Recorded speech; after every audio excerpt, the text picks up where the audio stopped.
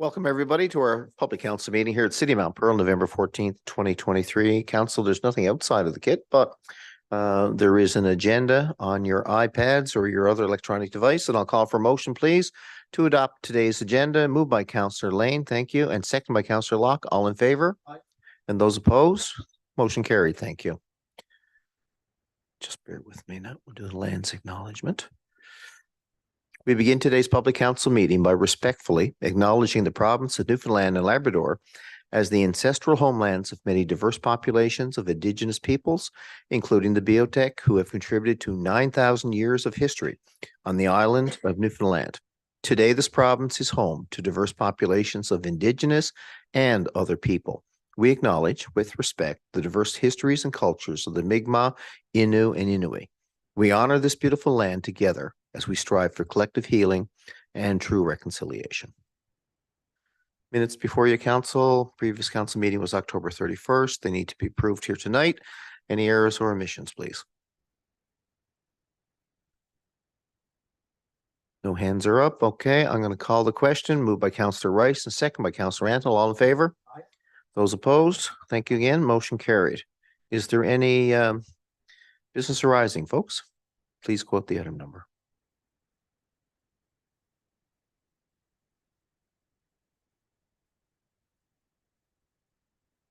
Okay, hearing none. Moving right along, the next committee report, or the first one I should say, is the Recreation and Community Safety Committee report, noting that in Councillor Fry's absence tonight, Councillor Lane will be seconding any motions. Over to you, Councillor Locke. Thank you, Mayor. The first here is aquatics cancellation notice here for November 17th to the 19th. The provincial invitational swim meet is going to take place at our Summit Center. So we'll have pool closures again from November 17th to the 19th. There will also there will be recreational swim cancellations. However, swimming lessons will continue on Saturday, November the 18th and Sunday, November the 19th. And if you want any more information, you can certainly visit the city website, and further details are available there. The second item for our committee has to do with our snow clearing regulations. We've gotten a dusting over the past couple of days.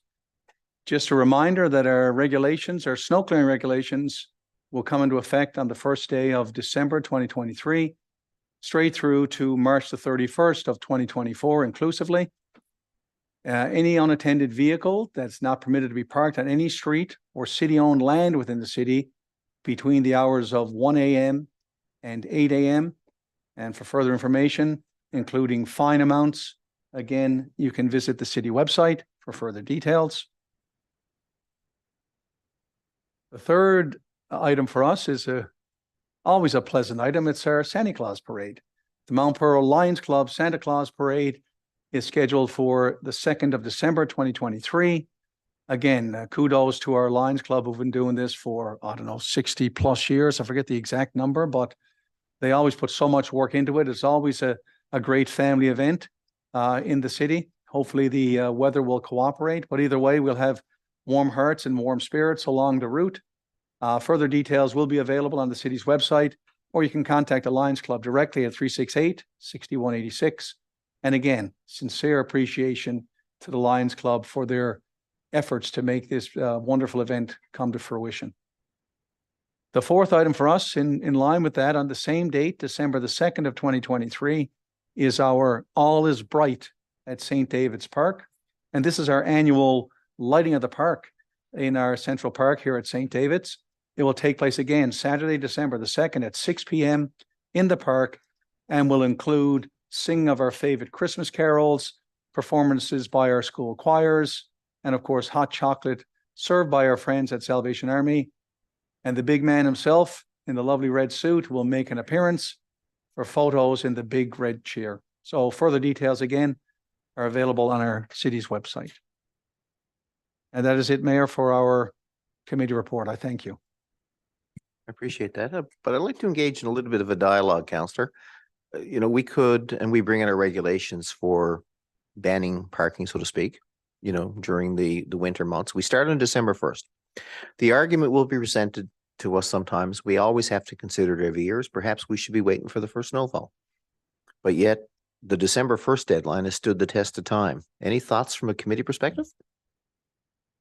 Yeah, fair point. And over the years, we get feedback from our residents as some neighboring municipalities may delay it. I think it's a month later in some municipalities before they bring this into effect. But to your point, we base this on historical patterns, and this seems to be the prudent time to come into effect. And again, it's just a reminder, and also I think consistency. Residents like consistency. They'll know December 1st is the first day of our parking ban on streets. But again, within discretion of our municipal enforcement officers. I mean, it's the whole intent of this is to expedite and ensure safe snow clearing operations on our city streets. So again, based on weather patterns in the past, this has, as you said, been tested and true. So we'll stick to this. And again, from December 1 to March 31, we will have these regulations in place. Thank you, Mayor. No, thank you. And I'm going to look at Director Dalamont. You must be very, not so much happy, but this really is helpful to make the snow clearing operations that potentially could get used in the month of December, could make them a lot, as Councillor Locke says, a lot safer. From an operational perspective, is it important to go December 1st or should we wait? Yeah, so great questions. I like the December 1st for a number of different reasons. One, well, even as early as this year, we've had a couple of snow events already in the city, and just the snow clearing regulations is, people go to when we have snow, but keeping in mind too that we're laying out salt. We have a couple of times already in this year. Whenever there's vehicles on the street, we obviously try not to get salt, to hit the vehicles. So it makes a difference when everything's out of the way. We can do our job quicker, easier, and safer. Good. Thank you very much, both of you. It's nice to elaborate on that because we will get some feedback. And I'll go to Councillor Lane, please. No, I just wanted to say, I think that it's better to be proactive rather than reactive. And I think that's why part of the reason why we do this, because if people are parking on the street and we do have a big snow event, it's much harder to do the cleanup afterwards. And in the city of Mount Pearl, we take pride in our snow clearing. Everyone around knows us for our snow clearing. So I think we're doing something right. And I think there'd be no reason to change things when things are working well right now. So. All right. Thank you very much, Councillor Lane and others. Let's move on agenda-wise. Corporate Services and Public Works, Councillor Rice. Thank you, Worship. So we'll move along. We have 7 items on our agenda there tonight. So number 1 is invoices for approval. The committee recommends that the following invoices be approved for payment. Number 1 is the City of St. John's, our water consumption for October 2023. That one is $227,103.05. And number 2 is Craig Manufacturing for parts. That one is at $43,369.95. And the total for this is $270,473. And I so move. It is moved by Councillor Rice. Thank you. Seconded by Councillor Locke. Any questions? Hearing none, I'll call the question. All in favor? Those opposed? And that one's carried. Back to you. Our second item on the agenda is our payment register. For the information of council, the following payment register for October the 24th to November the 8th, 2023, totaling $1,748,909.23. And you can see in your kit there, I won't read them all out, but if you have any questions or anything on those items, you can certainly ask them. And I so move.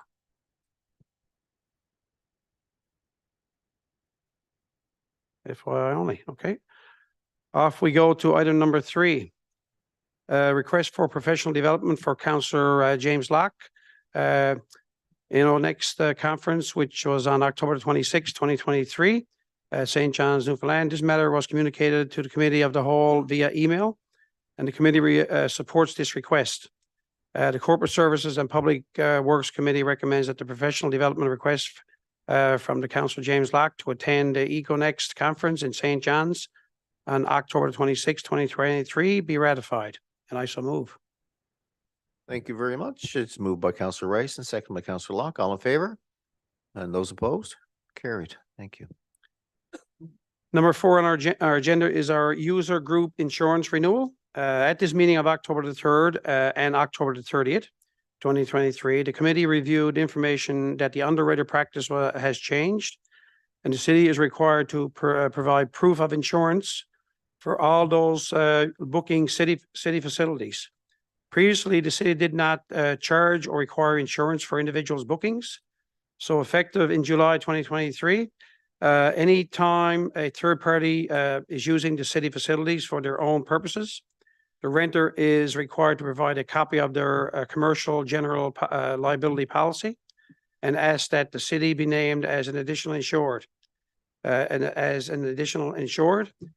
they are unable to provide or do not have commercial general liability insurance, they may request coverage available under the city's policy. The city is required to report on all rentals, and if the renter utilizes the city's insurance, the fee charged for the insurance based on the rate card provided by the insurer. To maintain coverage, all those serving alcohol must also be provide proof of serve responsible training or service training provided to serve alcohol. These practices are consistent with other user groups, policies, and other municipalities. The city has implemented these requirements since July for all new bookings. So recommendation from the Corporate Service and Public Works Committee recommends that payers pay these insurance premiums and additional fee costs, and that the city accept the minimum coverage of $1 million for those providing their own insurance certificate, which would be our community groups or anybody involved there. And I so move. Thank you, Councillor Rice, and it is seconded by, thank you, Councillor Lane. Any comments, questions here, folks, on this coverage? Prudent thing to do. Adequate amount of insurance. I'll call the question. All in favor? Contrary-minded? Thank you. Carried. Thank you, Worship. So number 5, now I'll pass over to Councillor Lane. Thank you. So the 5th item on our agenda is December 31st, 2022 financial statements, PSAB compliant financial statements, and management statement of compliance. The attachment financial statements present fairly in all material respects the consolidated financial position of the city as of December 31st, 2022, and are the results of consolidated operations, consolidated change in net debt, and consolidated cash flows for the year in accordance with the Canadian Public Sector Accounting Standards. It's also important to note that the city is in strong financial shape. Overall revenue was down slightly against budget, which was significantly driven by the 3-month labor disruption and the impact on recreation as well as capital project advancement. But while revenue was down, so were expenditures, which resulted in the city ending the 2022 year in a surplus position. We continued to pay down debt, reducing our long-term debt by just over $2 million in 2022. We are also continually preparing for the future. The city prides itself on solid financial stewardship and planning for the future. We continue to balance paying down debt with spending on important infrastructure and recreation investments while looking at opportunities for revenue generation. And on that note, the Corporate Services and Public Works Committee recommends that PSAB compliant financial statements and management statement of compliance report by BDO Canada LLP for the year ended December 31st, 2022 be approved, and I so move. Thank you. Moved by Councillor Lane and second by Councillor Rice. We are in very good financial shape. The statement of financial position, I think, speaks for itself. The net debt through a rough couple of years, COVID related and other disruptions. We've come out of that with a very low net debt amount. So that's very positive. Council, any questions? I'll call the question. All in favor?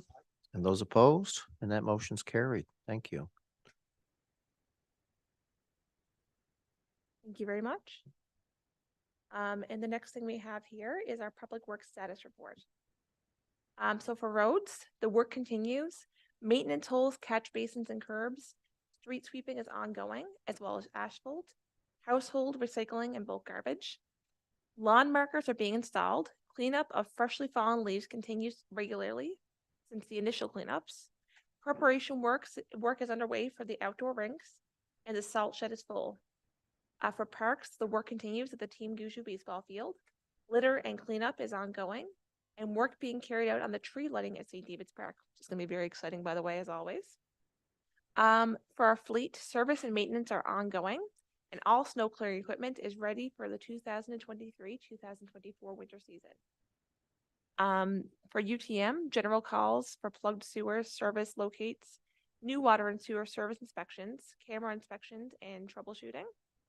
Leak detection, catch, basin cleaning, storm sewer jetting, water and sewer repairs, lift station and inspections and maintenance.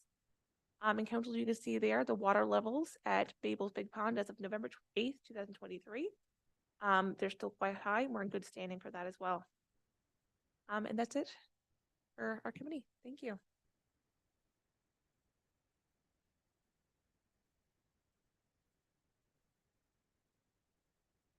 My mistake. I scrolled too far, apparently.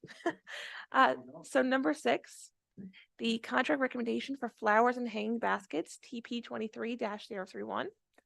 The tender for flowers, which includes the supply and delivery of flowers and hanging baskets for the 2024, 2025, and option 2026 year, was issued on September 18th, 2023.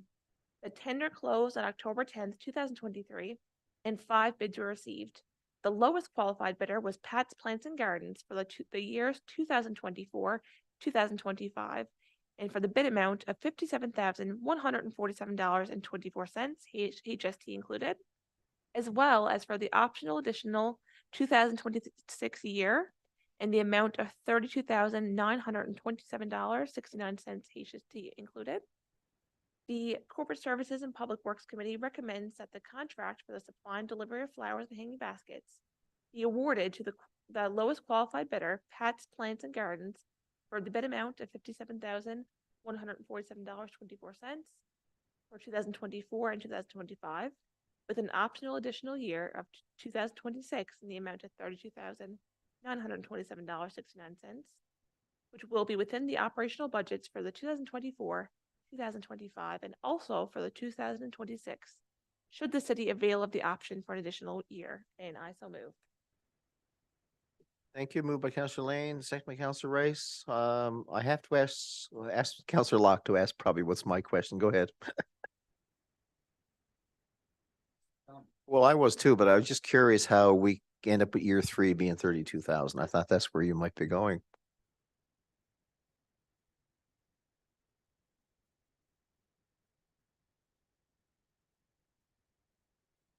No, for clarification, the 57,147 is for 2 years. So the 32,000 will be a slight increase, but that might be for, like everything else, I guess, the price has increased. That's fine. Councillor Locke, thank you so much. Thank you, Mayor. I just want to comment here. Of all the initiatives over the last number of years that we brought onto the city, I think I've received the most feedback on our plantings, our urban forestry plan, and just the color around the city. So the fact that we got it extended now till 2026, I think that's going to make a lot of people happy. The entranceway coming into the city, again, the floral displays in our baskets at many of our major intersections, it really adds to a sense of place in the city of Mount Pearl. So I fully support this contract recommendation, Mayor. Thank you. All right, so really 28,000 in year 1, 28,000 in year 2, and around 33 in year 3. Good stuff. Okay, I'll call the question. All in favor? Contrary-minded? Carried, thank you. And I think that's the end of the committee report. Because I'd like to clarify on motions 1 and 3, the seconder, and if I may have got the word. I said Councillor Locke, but it was Councillor Lane who's the seconder on the committee. So Council, if it's okay with you, I just want to make sure that's properly read into the record for motions 1 and 3, which had to do with the invoices for approval, as well as the professional development. And that's all I need to say. Now the next report and the final report. Planning, Engineering, Development Committee report, Councillor Antle, please. Your Worship, thank you very much. So I have 3 here. It's kind of late tonight. First one is for our building and occupancy permit list for October the 23rd to November the 3rd, 2003. And our first one there is our building permits and occupancy lists. You can see them there in the kit there. There's 8 or 9 there for a total of $55,500, and I so move. Moved by Counselor Antle, second by Counselor Rice. All in favor? Those opposed? Carried. And then we move on to building construction commercial for the same time frame. There's 3 there for a total of $20,600, and I so move. As well, sorry. Moved by Counselor Antle, second by Counselor Rice. All in favor?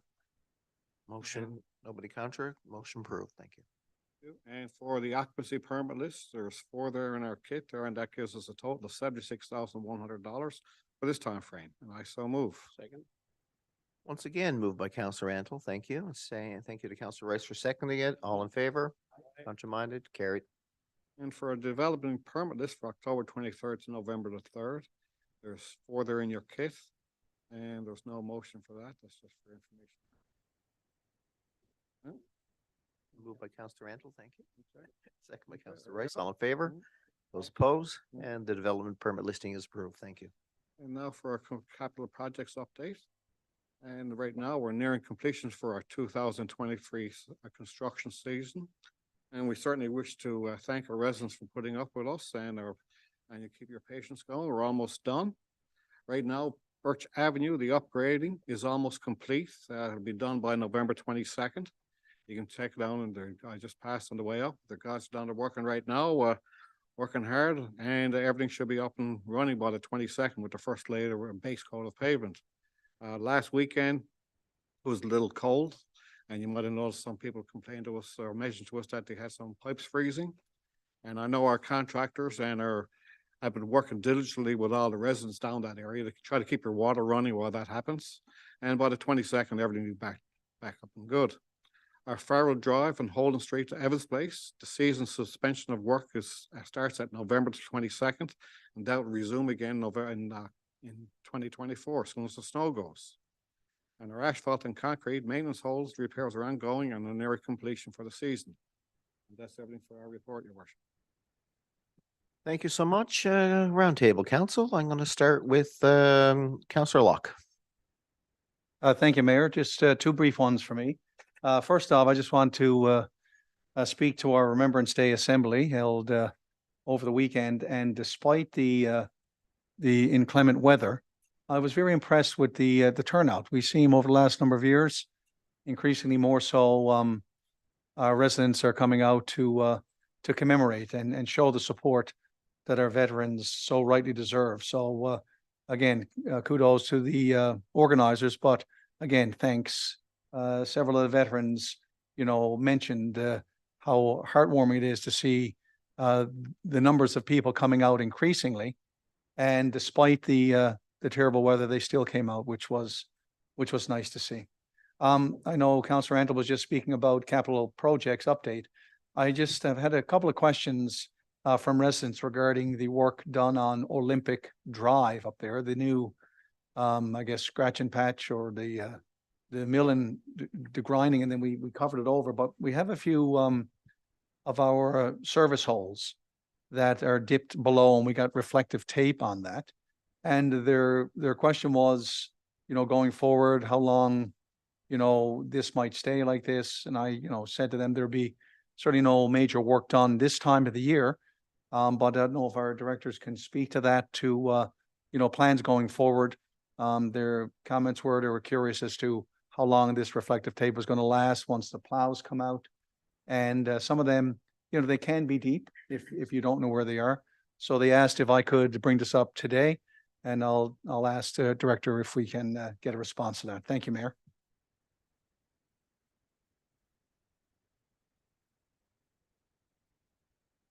Thank you, Councillor Locke. The course of asphalt is on Olympic Drive right now is what we refer to as our leveling course. It's not the finished product. It's to level the road to give us the worst of the depressions filled. Next year's work will be curb and sidewalk replacement and a new surface course of asphalt. Ultimately, the finished product will be service holes will be raised to grade. Right now, that there's some service holes that are too low, and we'll make a temporary measure to lift them up before winter. The reflective tape will only last for a short period of time. So we are having our contractor raise those we are expecting this week or next week to have them raised.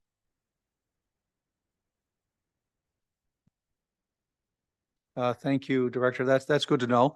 I was partially correct in my response to the residents that there's going to be upgrades next year, but I didn't commit that there would be any uplift of the service holes this year. So that'll be good news to the residents.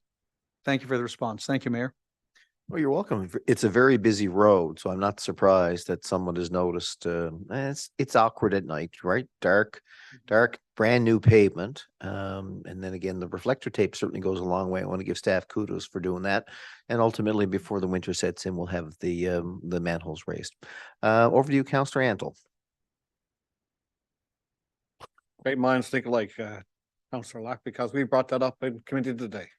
And just a couple of things for me, your worship. Number one is next Tuesday, the 21st. Masonic Park will have their monthly breakfast. It's usually a great breakfast, and I've been attending the past few little while, seeing I have time off. But if anybody's available, it's a great breakfast, and it's quite good. And sorry, pardon? Masonic Park, yeah, it starts. If you don't get there by 8:30, you won't get a seat. But it starts at 9 o'clock. Right, that is a good crowd, you know, and it's a friendly bunch, and all the coffee you can drink, so it's really good. And November the 18th on Saturday this week, Salvation Army are having their Christmas market over there on Ashford Drive from 10 o'clock to 4 p.m. And if anybody wants to drop by, it's usually a good time. And that's everything for me, your worship. Thank you much. And Councillor Rice, you're next on the agenda, and I want to say congratulations on your retirement. I think you Mayor, very retired much. since the last I meeting, have. so you're gainfully unemployed now. Very big mile. And so, yeah. I want to ask you if you got any plans, but I just wanted to say congratulations on a lot of public service to the province of Newfoundland and Labrador. And well, hopefully we'll see your new roles anytime soon. But Thank you. I know we'll get the same great amount of commitment here at the table, at the council table. So over to you, sir. Absolutely. Thank you. Appreciate it very much, actually. Means a lot. So I got 3 items. It won't take me very long. October 28th, there's a bunch of the councillors had the privilege of attending the Mount Pearl men's softball dinner and dance. I'd like to just say that was held at the Reed Centre. Just want to say thank you for the invite. Much appreciated. Well attended, as always. And the meal was fantastic, I got to say. Also, myself and the mayor actually had the privilege of doing the trick or trunk with Danielle and Steve on Halloween.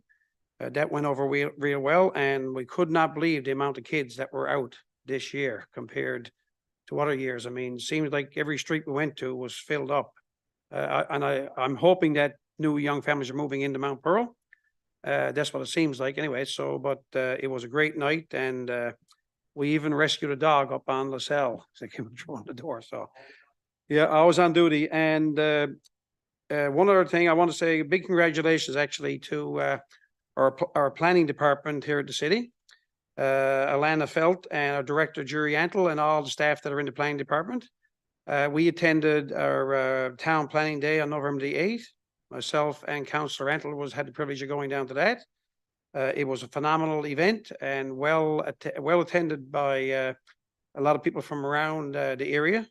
And there's a lot of good stuff happening with the planning department. And he had a phenomenal speaker from Montreal that was talking, really give us a good speech, and it was well. So big congratulations to our planning department that always do a great job in the city. That's it for me, your worship. Thank you very much. I'm going to turn to Councillor Lane now. Thank you very much. Just one item for me. So as we know, December is always a busy time for everyone, but you know, Christmas season is also about giving. And the Salvation Army Church in Mount Pearl does a lot of that. So they're looking for volunteers to help out at the kettle, and it only has to be a couple of hours. But you know, many hands make light work. And if anyone has a bit of time that they're able to sit down and at the kettle and collect, then that would be greatly appreciated for them. And if so, you can contact Linda Vincent at Salvation Army Mount Pearl. That's it for me. Thank you. Yes, who are you going to call? Linda, indeed. And she'll be glad to take your call. So if you work the Poppy campaign, it's much the similar. You do a 2-hour shift, right? And all be good, right? Yeah. Well, I noticed there They're actually promoting it now on the social media, so that's their first wave, I guess, of getting the volunteers. That's the end of our roundtable, folks, but I did want to acknowledge the absence of Councillor Fry and just say that hopefully she'll be back in 2 weeks' time, and we're thinking about her and her family at this moment. And I want to call upon a couple of our directors just to talk about a couple of things. The city won an award, an Economic Developers Association of Canada award, which I'd like Director Pittman, if you could, comment on, because it's I think it's a really nice, gratifying moment. Not the first the city has won, or the staff in our communications and marketing division. So kudos to them and you, Director. And then once you're finished, we're going to turn up to you, Director Dollamont, if we could talk about the water main break yesterday, which they never happen at a good time, do they? But the staff put quite a few hours in getting it fixed. So a little 1-2 punch here, Director Pittman, followed by Director Dollamont, please. Sure. It's nice to talk about the award and not the water main break. But yes, thank you, Mayor Aker, for recognizing the team, the Marketing, Communications and Economic Development team, who were successful again, which I believe, if I'm not mistaken, is the 4th year in a row, receiving an EDAC award, which is a national award from the Economic Developers Association of Canada. And we won this year for our Trailway Sundown Series. So our events taking place in the Trailway, trying to promote our city centre and our expansive trail network, particularly the Trailway that expands not just our municipality, but the region. And so having events, trying to bring and attract people to our municipality, utilizing one of our best resources, which is our trails, something we're really proud of. And I am, of course, very proud of the team for taking home another very prestigious award.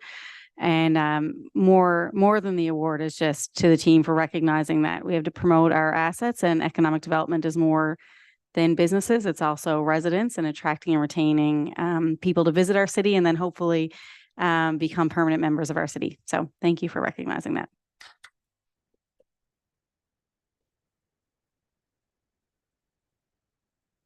Yeah, and I think the award for perseverance and determination goes to our public works, our utility maintenance crew in the last 24 hours. Director Dollamont. Yes, so thank you. Yeah, so we initially became aware of the water main break early yesterday morning around 6 o'clock. We had our UTM crew on site shortly thereafter to try to determine the problem and where the actual problem exists. So it took us a while to get control of the water. It is a 12-inch main. It's close to proximity to the Waterford River, close to Dunn's Bridge itself. So we had to shut down the street, take control of the water. We excavated to find that it was in the vicinity about 16 feet deep from the elevation of the asphalt, which makes things interesting from a whole different perspective for safety, obviously. So once excavated, we found the problem. It happened where there was a capital upgrade on Park Avenue a number of years ago, and we're joined into the existing water main, which was originally installed around 1971. So where those two mains joined, that's where the problem initiated from. So through some some good cleanup and understanding of the system, we had it remove a section of pipe, install it, and basically the water was restored to the area around 3:30, 4 o'clock yesterday morning. So our UTM staff were fantastic as usual, very professional, safe in what they had done. Our supervisor, Mr. Gary Lewis, was on scene the entire time. Superintendent Corey Harvey was involved, and myself. So at the end of the day, we got the services back, done safely, and all good. Well, give our best to those that turned out for it yesterday. It was hard conditions. The weather's not great. Like you say, it was very arduous work in terms of the depth of the dig and the like, right? So congratulations. Council, I think that's going to wrap up our council meeting for today. Thanks everybody for attending. And on motion of Councillor Locke, second by Councillor Rice, we are adjourned.